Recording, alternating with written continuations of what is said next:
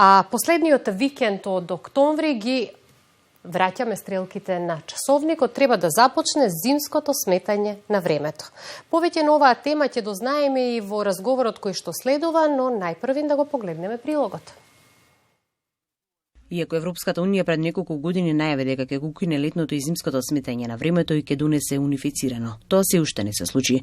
Во Европа, вклучително и во Македонија, летното сметање на времето годинава завршува на 29 октомври, што значи дека ноќта меѓу 28 и 29 октомври во 3 часот по полноќ ќе ги поместиме стрелките на часовникот 1 час наназад, односно на 2 часот наутро. Анкетите покажуваат дека дури 72% од испитаниците се против промената на времето. Ваква мерка воведе Германија уште во 1980 година, поради заштеда на енергија, но критичарите велат дека промената на сметањето на времето не исполнува оваа цел, затоа што заштедата на енергија е минимална.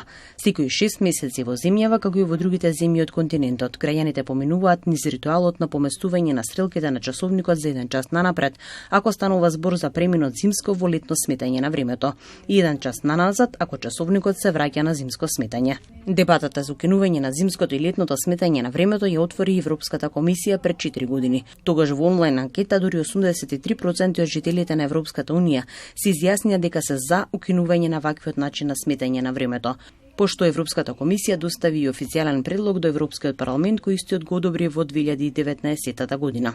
Според тоа, секоја земја членка требаше да избере кое сметање на времето ќе го задржи. Меѓутоа во пракса тоа се уште не се случи.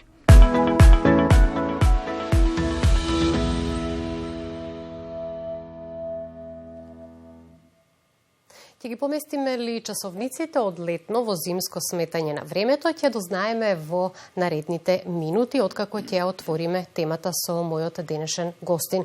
Или ако ќе кажам дека научните и оперативните делови, познати како метеорологија и метрологија, терминолошки се исклучително блиски и слични, но диаметрално се различни. Исто така во обичниот живот и во говорот помеѓу луѓето, граѓаните се мешаат овие два поими. Ние денеска ќе говориме за метрологија и тоа во разговорот со мојот гостин, господинот Авдул Селам Селами, директор на Бирото за метрологија. Добар ден.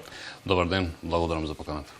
Јас дадов краток вовед за да ги разграничиме овие два блиски поими метеорологија и метрологија, а вие ќе ни дадете одговор на тоа што е метрологијата, односно каква наука е метрологијата. Така. Значи, метрологијата е наука за мерењето. Мерењето е првиот чекор кој води кон контрола и подобрување, што всушност подразбираме или што спаѓа во овој дел. Значи, на метрологијата или областа метрологија, работата на Бирото за метрологија во еден збор. Значи, таму имаме анализа, тестови, исто така имаме калибрација, имаме контрола на квалитет во технолошки процеси, исто така имаме и делот верификација, што значи анализа и тестови.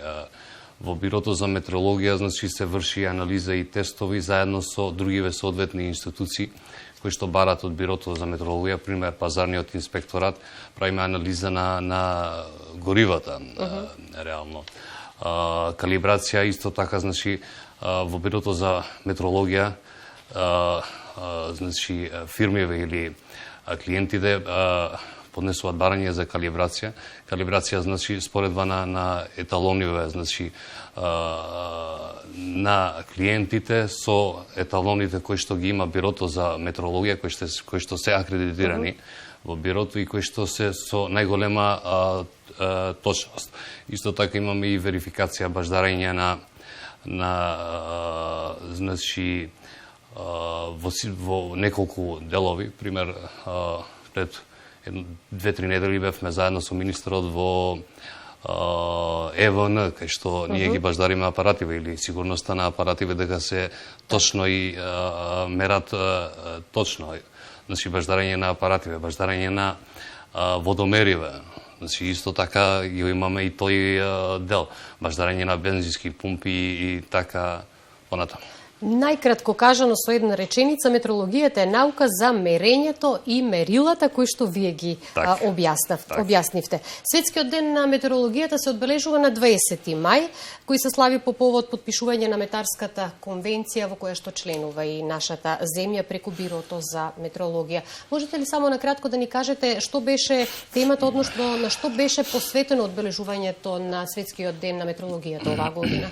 Така, значи 20 мај е Светскиот ден на метеорологијата, кој што ова година исто така се одржуваше кај нас и кој што го слават над 80 земји во светот.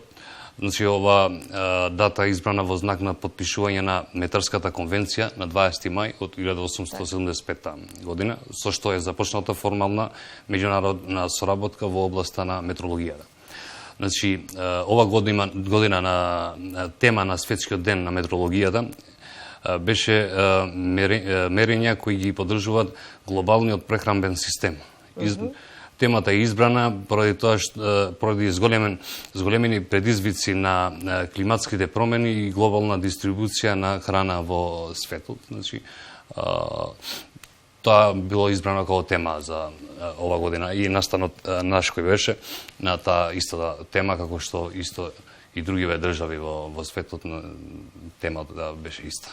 Како велат, како завршува еден настан, веднаш започнува подготовка на новиот, па ќе се подготвувате за новата тема во 2024 година. Деновиве бевте домаќини на Европската организација на метеоролошки институции, чија членка секако и Македонското биро за метеорологија. Што беше во фокусот на Еурамет? Да, значи Бирото за метеорологија како национален метеоролошки институт е полноправна членка на Еурамет од 2010 година. Минатата недела во периодот од 4 до 6 октомври бевме домаќини на годишниот состанок на бордот на директори и работна група за зајакнување на капацитетите на метеоролошките институти во регионот на Европа. Преку овие работни групи се реализираат активности во вид на обуки, менторства, споредби на мерни можности помеѓу лабораториите од иста метеоролошка област, проекти за истражување и развој, и сето тоа е поддржано и финансирано од самата Еурамет организација. Ваквата пракса низа години наназад возможува на техничкиот персонал во бирото за трансфер на знаење и размена на искуствата со колегите од другите национални метеоролошки институти, што било и основа пред 10 години да се изгради цврст систем за квалитет и најдобри мерни можности за лабораториите кои што ги поседуваме за калибрација и тестирање. Генерално да се следат европските трендови кога станува збор за метеорологијата. Сега одиме со она што најмногу ќе ги интересира нашите гледачи, иако Европската Унија пред неколку години најави дека ќе го укине летното и зимското сметање на времето и ќе донесе унифицирано, тоа се уште не се случи. Летното сметање на времето оваа година завршува на 29 октомври во 3 часот по полноќ и ова главното прашање. Ќе ги поместиме ли часовниците од летно во зимско сметање на времето оваа година?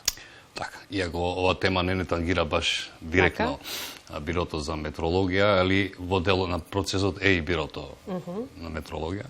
Значи, секоја година во месец март владата на Република Северна Македонија носи одлука за денот и моментот на воведување и денот и моментот на завршување на летното сметање на времето. Ова година, значи, со одлука на влада Република Северна Македонија, летното сметање на времето започна на 26 март во 2 часот наутро со поместување на часовникот за 1 час нанапред, а ќе заврши на 29 октомври во 03 часот со поместување на часовникот за 1 час наназад. Значи, одлуката е објавена во службен весник на Република Северна Македонија на 21.3.2023, па така да дилемите се расчистени во овој. Расчистени, дека и оваа година сепак имаме промена од летно во зимско сметање на времето, значи, последниот викенд од октомври. Да, значи во последниот викенд од октомври ќе се вратат стрелките на часовникот за 1 час наназад. Нема да има изнадување. Така. Меѓутоа мораме да истакнеме дека луѓето се поделени во ставовите дали да се укине целосното поместување на стрелките на часовникот 2 пати годишно. Бизнис заедницата бара да се почитува директивите на Европската Унија, сето тоа оправдано, нели, заради меѓународната трговска размена. Минатиот октомври премиерот Ковачевски најави дека сосема е можно и сериозно се размислува Македонија конечно да го задржи само летното сметање на времето, односно стрелките на часовникот да не се поместат последниот викенд од октомври, но со оглед на тоа дека што ни Европската Унија пак и нема цврст став околу оваа прашање, што ќе биде понатаму и кои ќе бидат одлуките за промена на времето, кој е надлежен и како се одлучува конкретно еве во нашава земја? Така, значи, како што наведов и во претходниот одговор, одлуката за денот и моментот на отпочнување и завршување на летното сметање на времето го носи владата на Република Северна Македонија. Пример, минатата година, значи, владата го задолжи Министерството за економија да направи анализи за можноста за продолжување на примена на летното сметање на времето, а Бирото за метеорологија во прилог на тоа задолжение, значи, даде само поддршка за задржување на летното сметање на времето од аспект на поголема енергетска ефикасност преку заштеда на потрошувачката на електрична енергија за осветлување во зимските месеци. Сепак, значи, владата носи одлука. Владата, значи, донесе одлука и конечен став на владата беше да не се прават промени и да се продолжи како и досега. Со истото мерење на време. Вие давате поддршка на таквата одлука и еве денеска ексклузивно во нашава емисија, нели, ја проследивме и ова информација. Конкретно разговорот би сакала да ве прашам за нешто што подолго време го работите, тоа е законот за метрологија. Докаде сте со овој закон? Така, значи, добро го кажавте, подолго време се работи.